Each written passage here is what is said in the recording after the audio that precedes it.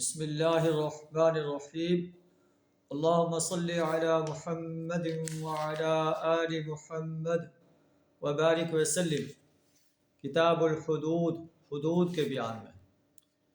عن عمر بن الخطاب رضی اللہ عنہ ان رجلا علی عہد النبی صلی اللہ علیہ وسلم کان اسمہ عبد اللہ وکان یلقب حمارا وکان یضحک رسول اللہ صلی اللہ علیہ وسلم، رواہ البخاری۔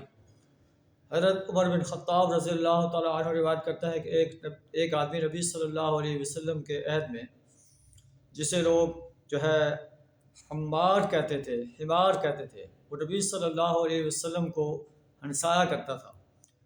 ایک دفعہ وہ نبی صلی اللہ علیہ وسلم کے سامنے لایا گیا، اس نے شراب پی ہوئی تھی۔ وہ نبی صلی اللہ علیہ وسلم نے حکم دیا کہ اس کو کوڑے لگایا جائے۔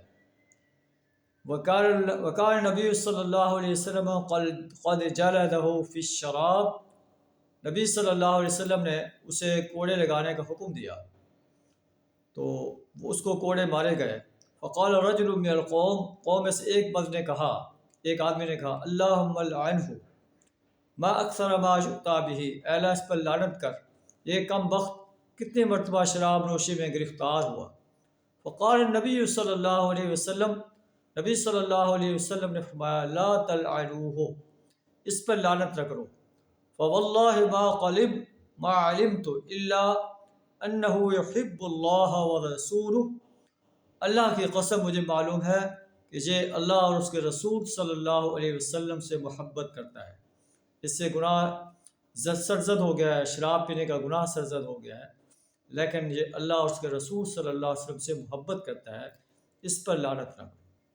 ایک اور مقام پر نبی صلی اللہ علیہ وسلم کے بارے میں ابو ہریرہ روایت کرتے ہیں، نبی صلی اللہ علیہ وسلم نے فرمایا، لعن اللہ السارق یسرق البیض وتقطع یدہ، اللہ چوری کرنے والے پر لعنت فرمایا ہے، جو کم بخت انڈا چوری کرتا ہے اور اس کا ہاتھ کاٹا جاتا ہے۔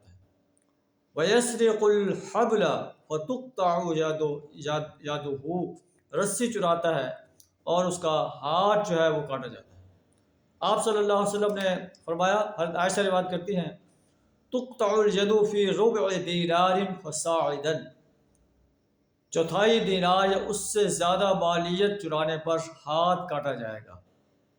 ایک اور مقام پر نبی صلی اللہ علیہ وسلم نے فرمایا، عائشہ روایت کرتے ہیں، ان ید السارق لم تقطع على عہد النبی صلی اللہ علیہ وسلم الا فی ثمن مجن حجفۃ او ترس، نبی صلی اللہ علیہ وسلم کے زمانے میں ایک ڈھال کی قیمت سے کم میں ہاتھ نہیں کاٹا جاتا تھا۔